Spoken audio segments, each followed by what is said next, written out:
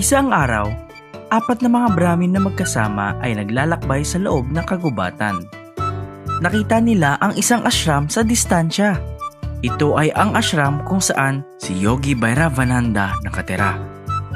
Ang apat na Brahmin ay pumunta roon at nang nakita sila ni Yogi Bhairavananda, tinanong niya, "Sino kayo? At paano kayo nakarating dito?" "O Santo, narinig namin ang kwento ng iyong kapangyarihan at hinanap ka. Naggagalak kaming makita kayo. Maaari ninyo ba kaming tulungan gamit ang inyong karunungan sa bagay na ito?" Itong mga Brahmin na ito ay pumunta dito kahit na mapanganib at gusto nila maging alagad ko na may magandang intensyon.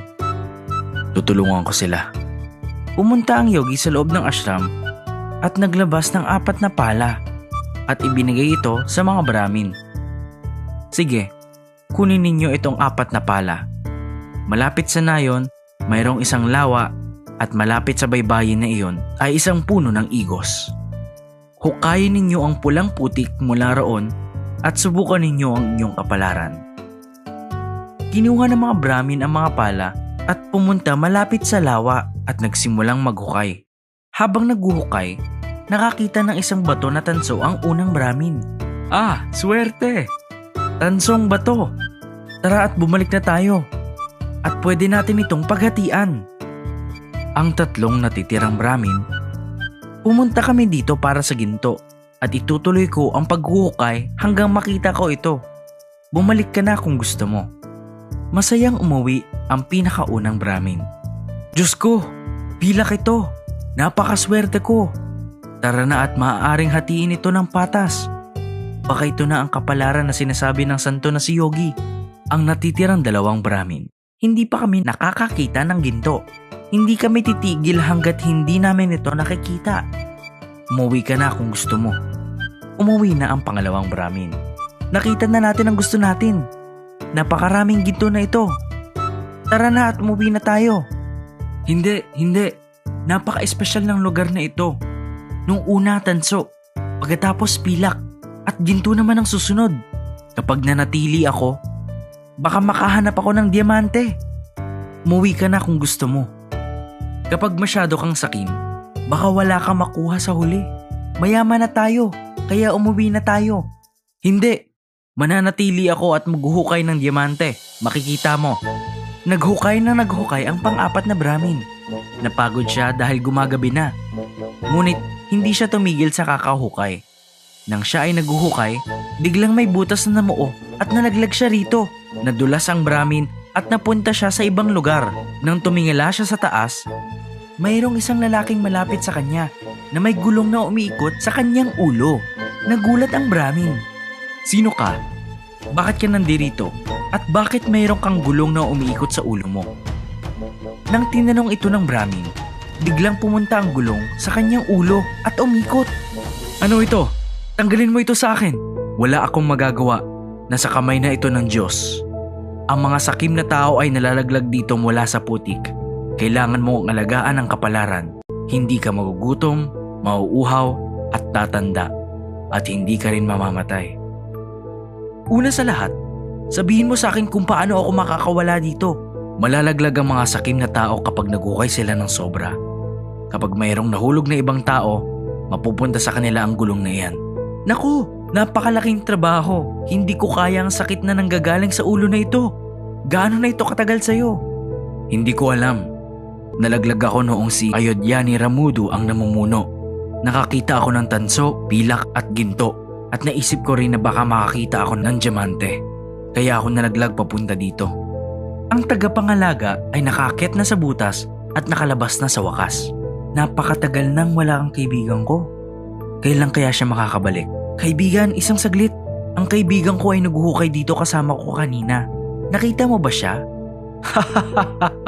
Natawa ang tagapangalaga at sinabi ang nangyari sa pang-apat na Brahmin. Nalungkot ang pangatlong Brahmin at umuwi nang walang magawa. "Noon, nagsimula tayong maghukay para sa ginto. Ngunit kahit na nakakita na tayo ng tanso, pilak at ginto, hindi ka tumigil. Kung bumalik ka lang sana kasama namin, hindi siguro ito mangyayari. Pasensya na, hindi kita natulungan, kaibigan." Noon, sa isang magandang nayon, doon nakatira ang isang pari at ang kanyang alagad. Isang araw, parehas silang lumalakbay sa kagubatan nang bigla silang tinambangan ng mga magnanakaw. Sinabi ng pari sa magnanakaw na wala siyang pera, ngunit ayaw nitong makinig. Tinali niya ang pari sa puno at sinabihan ng alagad na umuwi at magdala ng pera. Bumulong ang alagad sa pari. "Aking guro, huwag tayong magmadali at bigkasin ang dasal ng Vaidarbha sa kondisyon na ito. Uuwi ako at dadalhin ng pera at ililigtas kita." Kakaunting tao lang ang nakakaalam sa dasal na ito. Kapag ang mga bituin ay nasa tamang lugar sa langit, kapag binigkas ang dasal na ito, may paniniwala na may mga magagandang hiyas na malalaglag sa langit. Kinagabihan, lumamig at ginusto ng pari na makawala. Tumingala siya sa langit. Ang mga bituin ay pupunta sa posisyon ng ilang sandali lamang. Nang biglang naalala ng pari na nasa kanya lahat ng kaalaman para iligtas ang sarili niya at gumawa ng paraan para sa sitwasyon na ito. Binaliwala niya ang sinabi ng kanyang alagad sa kanya at tinawag ang isa sa mga magnanakaw. "Pera lang naman ang gusto niyo, di ba? Alam ko ang dasal ng Vaidarbha. Kapag binigkas ko yung dasal na iyon, magagandang mga hiyas ang babaksak sa langit. Maaari ninyong kunin ang mga hiyas na iyon at pakawalan ninyo ako." Nang narinig ito ng mga magnanakaw, nagulat sila. Inutusan nila agad ang pari na bigkasin ang dasal. "Hindi ko basta-basta maaaring bigkasin ang dasal na ito. Kailangan ko maghanda. Kailangan ko maligo para makapaghanda. Kailangan ko magsuot ng malilinis na damit para gawin ang ritual na ito." Nakinig ang mga magnanakaw sa sinabi ng pari at pinakawalan siya para makapaghanda. Pumunta ang pari sa tabi ng ilog at naligo. Nagsuot siya ng malinis na damit at nagsimula bigkasin ng dasal. Habang siya ay nagdarasal, napag-isip at nagtaka ang magnanakaw. "Totoo ba ito? Mayroon bang malalaglag na hiyas mula sa langit? Gaano ba tayo katagal maghihintay?" Nagulat ang lahat. Nang natapos ang dasal, bumaksak ang magagandang hiyas. Nagsaya ang mga magnanakaw at hinati ito sa kanilang mga sarili. Samantala, sa kagubatan, mayroong grupo ng mga magnanakaw na nakita ang mga pangyayari at ginusto nilang kunin ang mga hiyas na ito. Pinuntahan nila ang ibang magnanakaw at sinabi na ibigay sa kanila ang mga hiyas, kung hindi, magkakaroon ng gulo. Pagkatapos, sa unang grupo ng magnanakaw, isang magnanakaw ang nagsabi, "Gusto ninyo ng hiyas, di ba? Alam nitong pari na ito ang dasal para dito." Ang ibang magnanakaw ay hinawakan ng pari at sinabi na bigkasin muli ang dasal. Ngunit sinabi ng pari na iisang beses lang ito pwedeng mangyari kada taon at hindi maaaring maulit muli ito. Inisip ng pari na kung nakinig lang ako sa aking alagad, hindi sana ito mangyayari. Sinunggaban ng magnanakaw ang pari, binugbog ito at tinapon sa lupa. Samantala, nakabalik na ang alagad dala ang pera. Ngunit nung nakita niya ang nangyari sa pari, napuno siya ng kalungkutan. "Aking guro, hindi ka nakinig sa akin at binigkas mo ang dasal. Kung nakinig ka lamang, sana ikaw ay buhay at ligtas." Noon, sa isang masukal na kagubatan, mayroong isang leon. Ito ay sobrang gutom at wala sa kondisyon para maghanap ng pagkain. Hindi pa ito nakakakain ng ilang araw at inisip niya na kailangan niyang kumain ngayong araw. Lumabas siya sa kanyang yungib para maghanap ng pagkain. Habang siya ay naghahanap sa kagubatan, nakakita siya ng isang baka na natutulog. Nakita niya at naisip niyang ito na ang tamang panahon para huliin ang baka. Dahan-dahan gumapang ang leon papunta sa baka. Ngunit habang papalapit na ito, nakita ng baka ang anino. Bago pa man makalapit ang leon, tumayo ang baka at tumakbo papunta sa damuhan kung saan nandoon ang iba pang mga baka. Nang lumapit ito doon, naglilibot sila ng sama-sama.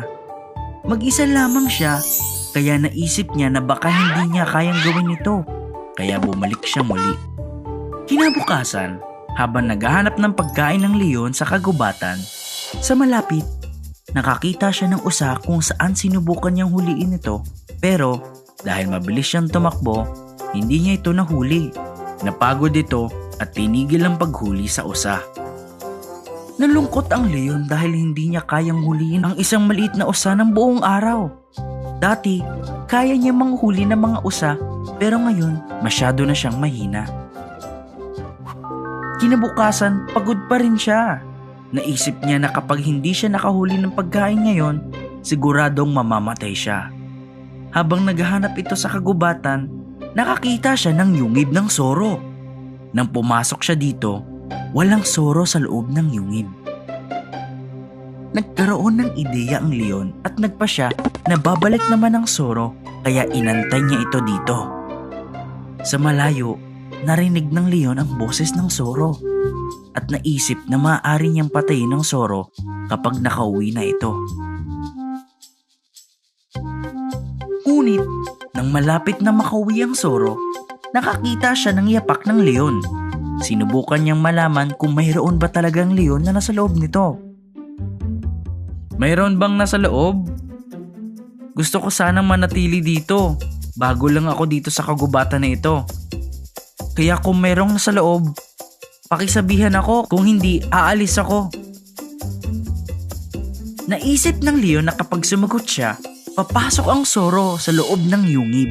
Kung hindi siya sasagot, aalis ito. Oo, nasa loob ako. Pwede kang manatili dito. Pasok ka. Nang nalaman ng soro na mayroong leon sa loob ng yungib, nagsimula itong tumakbo. Samantala, inisip ng leon na bago lamang ang soro na ito sa kagubatan. Kaya kahit tumakbo man ito, kaya niya itong hulihin dahil alam niya lahat ng daanan sa kagubatan na ito. Nang lumabas ang leon, nakita niya ang soro na tumatakbo. Naintindihan niya na naloko siya ng soro paglabas sa yungib. Naisip ng leon na kapag hindi niya ito nahuli, hindi ako makakakain. At kapag hindi ako makakakain, manghihina ako. Nahihirapan ng leon sa paghuli sa soro. Ngunit, sobrang hina na niya. Sinubukan niyang gamitin ang mga alam niya sa kagubatan para siya ay lumamang. Sinubukan niyang mas talinuhan ang soro, ngunit hindi niya nalamangan ang karunungan ng soro.